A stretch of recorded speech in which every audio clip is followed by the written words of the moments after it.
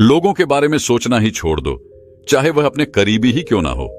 खुद पर ध्यान दो, खुद के ऊपर काम करो, खुद को कैसे बदलना है, इस विषय पर हम आज एक आपको कहानी सुनाएंगे।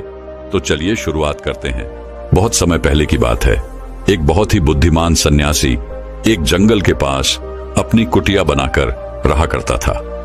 जो भी उनके पास अपनी समस्या लेकर आता, वह बहुत ही बुद्धिमानी से उसकी समस्या का समाधान निकाल देते।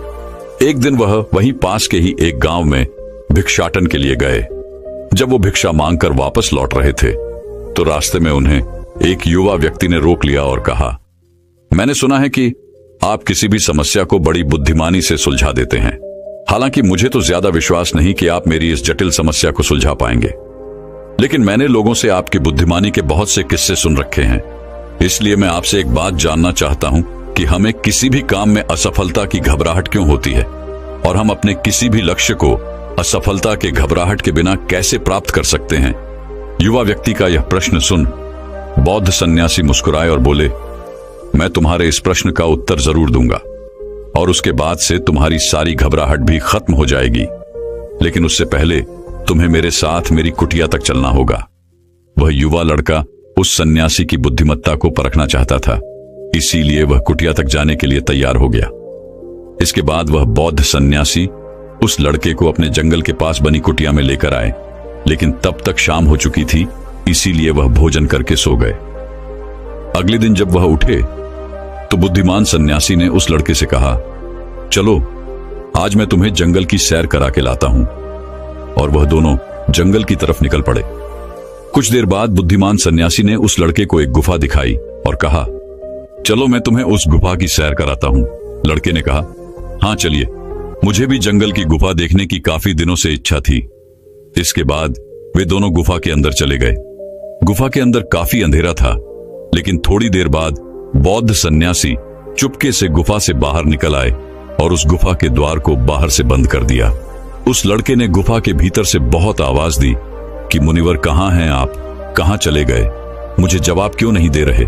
लेकिन बहुत देर तक कोई जवाब न मिलने के बाद वह घबरा गया और घबराकर गुफा के द्वार की तरफ भागा। जैसे ही वह गुफा की प्रवेश द्वार पर पहुंचा, वह हैरान रह गया। यह क्या, यहां तो किसी ने गुफा के द्वार को बाहर से बंद कर दिया है। अब मैं बाहर कैसे निकलूंगा। अब वह अकेले अकेले उस अंधेरी गुफा में काफी भयभीत और परेशान हो गया। वह सोचने लगा कि कहीं उस सन्यासी ने उसे मारने की योजना तो नहीं बनाई थी। अब वह गुफा में इधर उधर घूमकर बाहर निकलने का रास्ता ढूंढने लगा। वह गुफा में काफी देर तक इधर उधर भटकता रहा, लेकिन उसे बाहर निकलने का कोई रास्ता नहीं मिला। अब उसे जोरों की प्यास और भूख भी लग रही थी, इसीलिए वह शांत होकर एक जगह बैठ गया। तभी उसे एक सुरंग से सूर्य की रोशनी आती हुई दिखाई दी, और उस रोशनी आने वाली सुरंग तक पहुंचना बहुत ही कठिन था, क्योंकि चारों तरफ बस अंधेरा ही अंधेरा था, और वह सुरंग भी काफी ऊंचाई पर थी। पर फिर भी वह तुरंत उठा और अपनी सारी भूख प्यास को भूलकर अपना सारा ध्यान उस गुफा से बाहर निकलने पर लगा दिया। काफी मेहनत और प्रयास करने के बाद वह उस सूर्य की रोशनी आने वाली सुरंग तक पहुंच गया, और कुछ दूर तक उस सुरंग में ही ऊपर चढ़ता गया। तभी अचानक उसे वह सन्यासी हाथ आगे बढ़ाता हुआ दिखाई दिया। वह लड़का झट से उस सन्यासी का हाथ पकड़कर बाहर आ गया, और बाहर निकलते ही उस सन्यासी को गुस्से से चिल्लाकर कहा, मुनिवर आप पागल हो गए हैं। आप मुझे अंधेरी गुफा में अकेले छोड़कर आ गए। आपको पता है मैं कितना भयभीत हो गया था और मुझे कितने जोरों की प्यास लगी है। उस सन्यासी ने मुस्कुराते हुए उसे पानी दिया और कहा, अब मेरी बातों को ध्यान से सुनना। तुम इस गुफा के बाहर सिर्फ दो कारणों की वजह से निकल पाए, जिसने तुम्हें इस गुफा से बाहर निकलने के लिए मजबूर किया। पहला कारण, क्योंकि तुम्हें जोरों की प्यास और भूख लगी थी, और दूसरा कारण, तुम्हें वहां घुटन महसूस हो रही थी, क्योंकि तुम्हें मित्रों और परिवार वालों के साथ रहने की आदत पड़ चुकी है। अब मैं तुम्हें दो मुख्य कारण बताता हूं, जिसकी वजह से तुम इस गुफा से बाहर निकल पाए। पहला कारण, क्योंकि तुम्हारे साथ वहां यह कहने के लिए लोग नहीं थे कि इतने अंधेरे में इतनी ऊंचाई पर तुम उस सुरंग तक कैसे पहुंच पाओगे, यह तो असंभव है। और दूसरा कारण, वहां यह कहने के लिए भी लोग नहीं थे कि चलो कोई दूसरा रास्ता देखते हैं, इससे भी आसान रास्ता मिल जाएगा और हम बहुत आसानी से इसको फिर से बाहर निकल जाएंगे। सफलता प्राप्त करने का नियम भी कुछ ऐसा ही है। यह तो मैंने तुम्हें सफलता कैसे प्राप्त करी इसकी एक छोटी सी दुनिया बनाकर दिखाई है, और वास्तविक दुनिया इससे कहीं अधिक जटिल होती है। वहां हमें सलाह देने के लिए बहुत से फालतू लोग मिल जाते हैं जो खुद तो कुछ कर नहीं पाए, लेकिन हमें ज्ञान देंगे कि यह मत करो, यह बहुत कठिन है, यह तुमसे ना हो पाएगा, इससे अच्छा तो तुम वह काम कर लो, उसमें तुम्हें निश्चित रूप से सफलता मिल जाएगी। और ऐसे ही वह हमारे दिमाग को भटका कर चले जाते हैं और हमें खुद पर संदेह होने लगता है। सफलता ना मिलने का एक बड़ा कारण यह भी है कि सफलता प्राप्त करने की प्रक्रिया बहुत लंबी होती है, और यहां जब हमारा मन घंटों घंटों में बदल जाता है तो फिर लक्ष्य प्राप्ति के महीनों और सालों के प्रयास में ही हमारा मन क्यों नहीं बदलेगा। हमारा मन बदल ही जाता है और हम उस रास्ते को छोड़कर अलग अलग राष्ट्रीय अपनाने लगते हैं। गौतम बुद्ध अक्सर अपने शिष्यों से कहा करते थे कि परेशानियां हमें तभी दिखती हैं जब हमारा ध्यान हमारे लक्ष्य पर नहीं होता। और यह बात 100% सही है। जैसे जब एक तीरंदाज तीर मारने वाला होता है तो वह अपनी एक आंख को बंद कर लेता है और दूसरी आंख से सिर्फ लक्ष्य को देखता है, तब जाकर वह अपने लक्ष्य को भेद पाता है। ठीक इसी प्रकार हमें सफलता का डर तभी लगता है जब हमारा ध्यान अपने लक्ष्य पर न होकर रास्ते पर आने वाली कठिनाइयों पर होता है। तुम इस गुफा से बाहर इसीलिए निकल पाए क्योंकि तुम्हें गुफा के अंदर सुरंग से आने वाली रोशनी के अलावा और कुछ दिखाई नहीं पड़ रहा था। अगर उस गुफा के अंदर प्रकाश होता तो तुम वहां के बड़े बड़े गड्ढों और कीड़े मकोड़ों को देखकर डर जाते और वहीं भटकते रह जाते। इसीलिए अपना सारा ध्यान केवल अपने लक्ष्य पर टिकाए रखो और आसपास क्या हो रहा है, लोग क्या बोल रहे हैं, उस पर ध्यान देना बंद कर दो। तुम्हारे मित्र और रिश्तेदार क्या कर रहे हैं, उन्हें सफलता मिली कि नहीं, ये सब देखना बंद कर दो और केवल खुद के काम पर ध्यान दो। फिर देखना कि जब तुम्हारा समय आएगा तो लोग खड़े होकर तुम्हारे लिए तालियां बजाएंगे। और इतना कहकर वह बुद्धिमान सन्यासी मौन हो गए। उस युवा लड़के ने कहा, मुनिवर, आपने तो आज मेरी आंखें ही खोल दी। आपने कही हर एक बात में ही मुझे बुद्धिमानी नजर आई। आप सच में बहुत बुद्धिमान हैं, इसीलिए सभी आपको बुद्धिमानी का लोहा मानते हैं। मैं आपको वचन देता हूं कि आज से मैं मेरे मन को कभी भी असफलता के डर से नहीं सताऊंगा। मैं अपना पूरा ध्यान सिर्फ अपने काम पर लगाऊंगा और जल्दी ही एक सफल व्यक्ति बनकर दिखाऊंगा। इतना कहकर उस लड़के ने बुद्धिमान सन्यासी का धन्यवाद किया और वापस अपने गांव चला गया। तो दोस्तों, चलिए इसके बाद की इससे भी अच्छी कहानी की शुरुआत करते हैं। पुराने समय की बात है। नगर में रहने वाला सबल नाम का एक लड़का अपनी जिंदगी से बहुत निराश था। उसकी निराशा का कारण यह था कि वह अब तक कुछ भी नहीं कर रहा था। उसके माँ बाप उसे ताने मारते कि तेरे सारे मित्र कुछ ना कुछ कर रहे हैं, लेकिन तू अभी भी घर में ही बैठा हुआ है। मित्रों के बीच भी अक्सर उसका मजाक ही बनता। वह कहीं जाता तो लोग उससे पूछते कि क्या कर रहे हो। उसे यह बताने में बड़ी शर्म आती कि अभी वह कुछ भी नहीं कर रहा। धीरे धीरे उसने रिश्तेदारों के यहां जाना और लोगों से मिलना जुलना कम कर दिया। वह ज्यादातर समय अपने घर में ही बैठा रहता। वह अकेले में रोता, भगवान को कोसता और अपनी किस्मत को दोष देता। अब उसे अपनी जिंदगी बोझ सी लगने लगी थी। कभी कभी वह सोचता कि जब वे कुछ करने के लायक ही नहीं हैं, तो फिर उसके जिंदा रहने का भी क्या फायदा, उसे तो मर जाना चाहिए। एक दिन वह अपने नगर की एक सड़क से गुजर रहा था।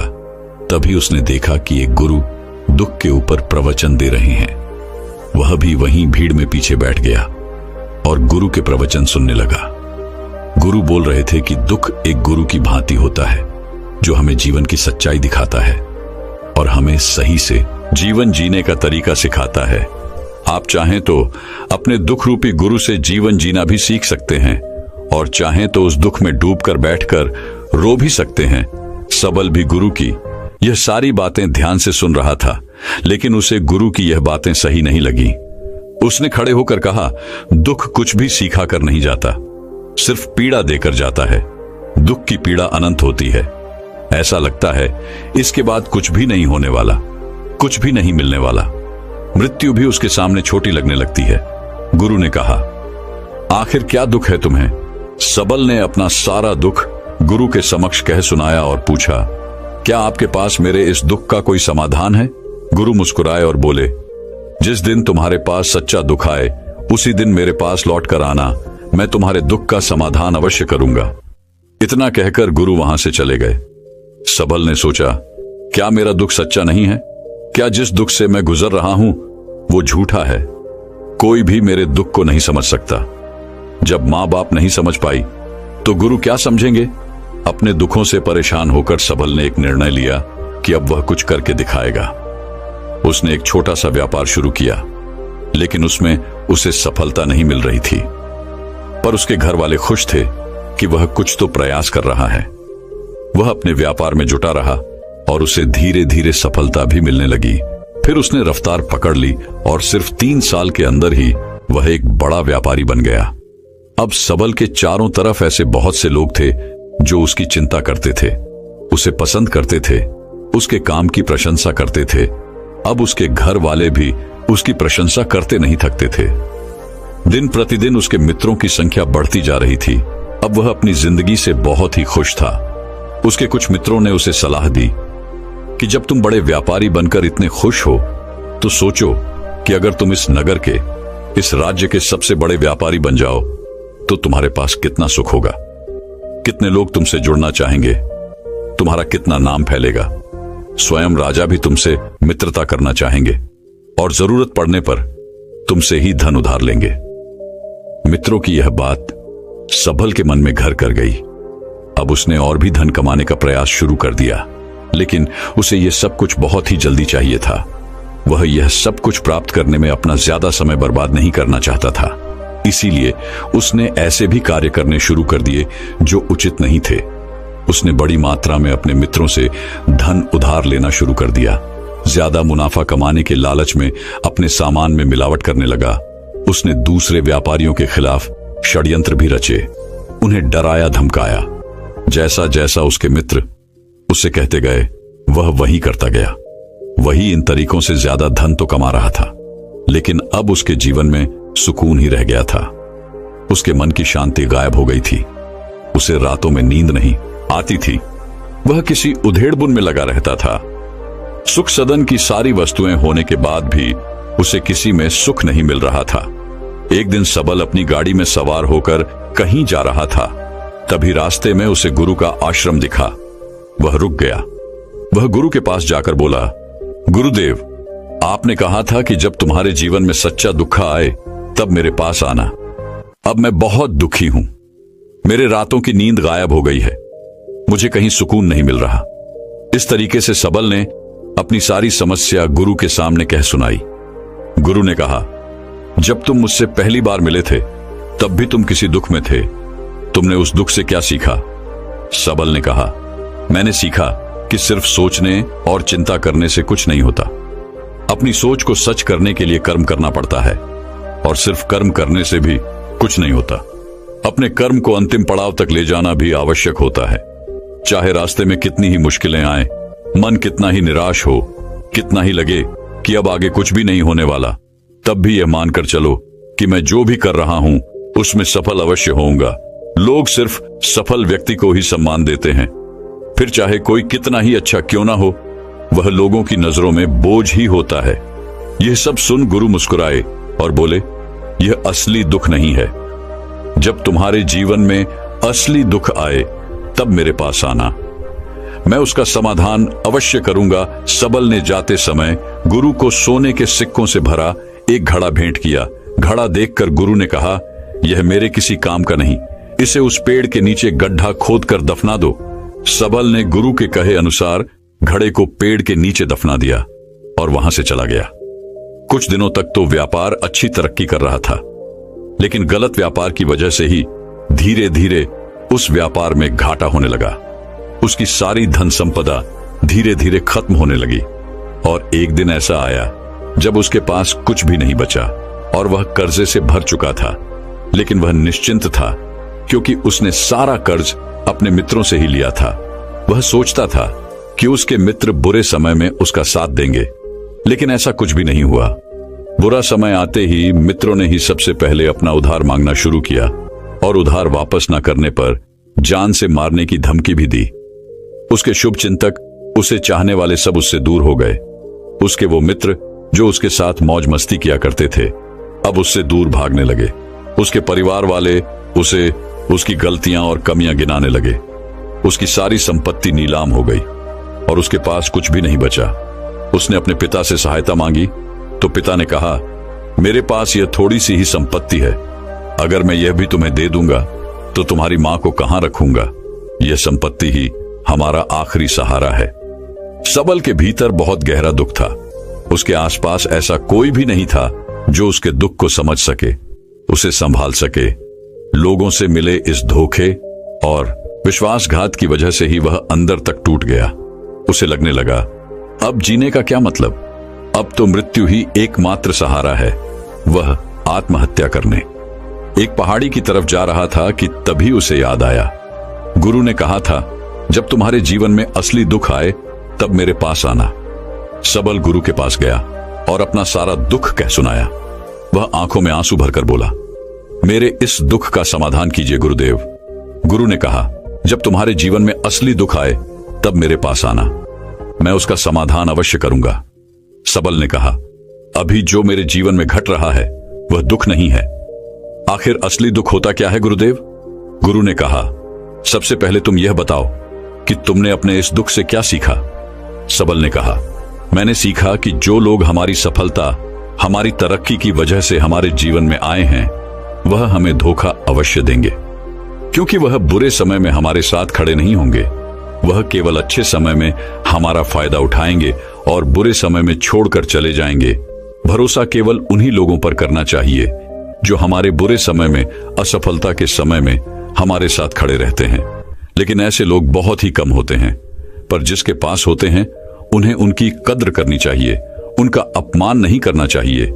मैंने यह भी सीखा कि कभी किसी के खिलाफ षड्यंत्र नहीं करना चाहिए। ईमानदारी और धैर्य के साथ अपना काम करना चाहिए और कभी लालच नहीं करनी चाहिए। अपना सारा दुख और अनुभव बताने के बाद सबल आंखों में आंसू भरकर गुरु के सामने बैठा रहा। थोड़ी देर बाद गुरु उठे और उस पेड़ के नीचे गड्ढा खोदकर वह घड़ा बाहर निकाला जो सोने के सिक्कों से भरा हुआ था और उस सबल को दे दिया और कहा, जब तुम्हारे जीवन में असली दुख आए तब मेरे पास आना। सबल ने गुरु को धन्यवाद दिया और उन्हें प्रणाम कर वहां से चला गया। उसने उस घड़े से एक छोटा व्यापार शुरू किया और वह एक छोटा व्यापारी बनकर भी खुश था। उसने पूरी लगन और ईमानदारी से व्यापार किया। देखते ही देखते वह अपने नगर का फिर एक बड़ा व्यापारी बन गया। उसका जीवन खुशियों और सुविधाओं से भर गया। लेकिन कोई कितना भी अच्छा हो, कितना भी अच्छा काम करे, दान करे, लोगों की मदद करे, लेकिन जीवन में दुख तो आता ही है। तो सबल के जीवन में भी दुख आया। उसके माता पिता एक ही दिन में मृत्यु को प्राप्त हो गए। सबल अपने माता पिता से बहुत प्रेम करता था, इसलिए उसे उनकी मृत्यु से बहुत गहरा आघात पहुंचा। वह उन दोनों के पार्थिव शरीर को शमशान घाट ले गया जहां उनकी अंतिम क्रिया की गई। वहां उसने अपने माता पिता के शरीर को जलते हुए देखा तो उसका मन बेचैन हो गया। उसके अंदर बहुत से प्रश्न उठने लगे। वह घर वापस आया तो उसने अपने माता पिता के घर और संपत्ति को देखा जिसके लिए उसके पिता हमेशा लड़ते रहते थे। आज वो लावारिस पड़ी है। आज उसकी देखरेख करने वाली, उसके लिए लड़ने वाली इस दुनिया से ही चले गए। उसके पिता ने जो भी कमाया था, जो भी बनाया था, वह सब यही रह गया था। एक दिन पहले तक किसी से भी अपनी संपत्ति के लिए लड़ जाने वाले उसके पिता आज खुद इस दुनिया से अलविदा हो गए थे। उसका मन इसी तरह के अनेक विचारों के बवंडर में फंसा हुआ था। उसे अंदर से अकेलापन और डर महसूस हो रहा था। उसे कुछ खालीपन सा महसूस हो रहा था। उसे लग रहा था कुछ तो है जिसे वो समझ नहीं पा रहा। इसीलिए वो गुरु के पास गया। उसे देखते ही गुरु ने कहा, क्या जीवन में कोई दुख है? सबल ने कहा, वैसे तो जीवन में कोई दुख नहीं है गुरुदेव, सब सुख है, सब अच्छा चल रहा है। लेकिन आज मेरे माता पिता की मृत्यु हो गई। इस घटना से मेरा मन बहुत दुखी और बेचैन है। गुरु ने कहा, इसमें दुखी होने वाली कौन सी बात है?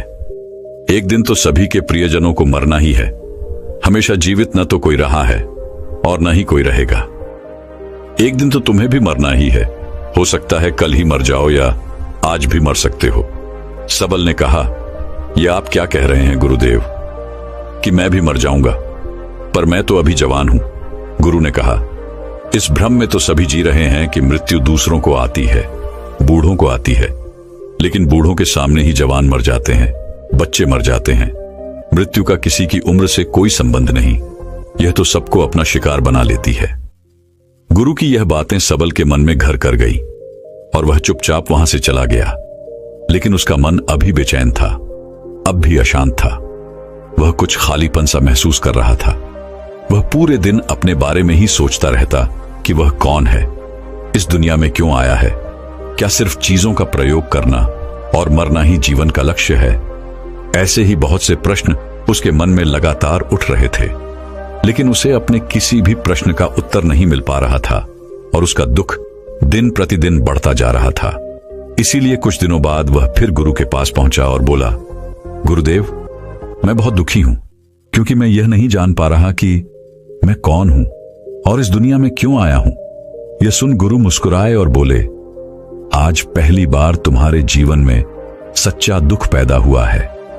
वास्तव में यही है जो दुख कहलाने के लायक है, कि हमें पता नहीं कि हम कौन हैं, क्यों आए हैं, क्या करना है, कैसे करना है। सबल ने कहा, गुरुदेव, मेरे इस दुख का समाधान कीजिए। गुरु ने कहा, हम सभी इंसान जीवन भर क्या इकट्ठा करते रहते हैं? सबल ने कहा, हम सभी इंसान जीवन भर धन, संपत्ति, मान सम्मान, परिवार, मित्र, पद प्रतिष्ठा इत्यादि इकट्ठा करते रहते हैं। गुरु ने कहा, क्या इन इकट्ठा की हुई सभी चीजों में से एक भी चीज हम अपने साथ ले जा सकते हैं? सबल ने कहा, नहीं गुरुदेव, इनमें से कुछ भी साथ नहीं जाता। मेरे माता पिता के साथ भी कुछ नहीं गया, सब तो यही छूट गया, घर, परिवार, संपत्ति, सब कुछ। गुरु ने कहा, अब मेरी बातों को ध्यान से सुनना। इस दुनिया में हमें जो इकट्ठा करना चाहिए वो तो हम कभी इकट्ठा करते ही नहीं। चीजें हमारे सामने ही होती हैं, लेकिन हम उन्हें देखने का प्रयास ही नहीं करते। इस दुनिया में हमें जिस चीज को इकट्ठा करना है वह हम खुद हैं। हमें खुद को ही इकट्ठा करना है ताकि जब मृत्यु हो तो हम एक हो सके और स्वयं को पहचान सके। हम भीतर से बटे हुए हैं, प्रेम में, नफरत में, क्रोध में, जलन में, क्रूरता में, धन में, संपत्ति में, पद में, प्रतिष्ठा में, मान में, पहचान में, धर्म में, जाति में। ऐसे ही सैकड़ों हजारों चीजों और वासनाओं में हम बटे हुए हैं। हम टुकड़ों में जीवन जी रहे हैं। इस बंटवारे की वजह से हमारी चेतना कभी एक नहीं हो पाती। हमारी चेतना शक्ति बिखर गई है, इसलिए हमारे पास इतना भी समय नहीं है, इतनी भी ऊर्जा नहीं है कि हम मुड़कर एक बार अपने भीतर देख सकें।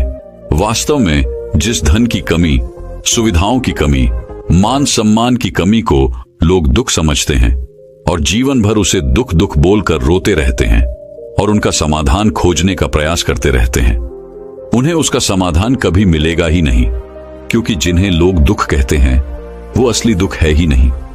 वो तो सिर्फ इंसान की चाहत है, उसकी इच्छा है, जिसकी पूर्ति कभी नहीं की जा सकती। इसीलिए यहां व्यक्ति को ऐसे दुखों का कभी समाधान मिला ही नहीं। इसीलिए इन सब के ऊपर अगर अपने दुखों का परम समाधान चाहिए तो सबसे पहले अपने आप को इकट्ठा करो, अपनी ऊर्जा को इस संसार से वापस खींचो और एकत्रित करो। अपने ऊपर ध्यान दो, खुद पर ध्यान लगाओ। मृत्यु से पहले ही अपने आप को पहचान लो, ऐसे ही बिखरे हुए मत चलो।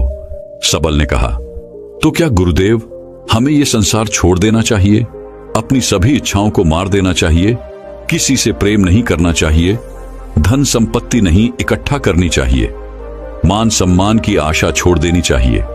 गुरु ने कहा, एक बिखरे हुए मनुष्य के अंदर से कामनाएं, इच्छाएं और वासनाएं ऐसे ही निकलती हैं जैसे पहाड़ से कोई पत्थर गिर रहा हो, जिस पर पहाड़ का कोई नियंत्रण नहीं है, सिवाय देखने, परेशान होने और कुछ होने के।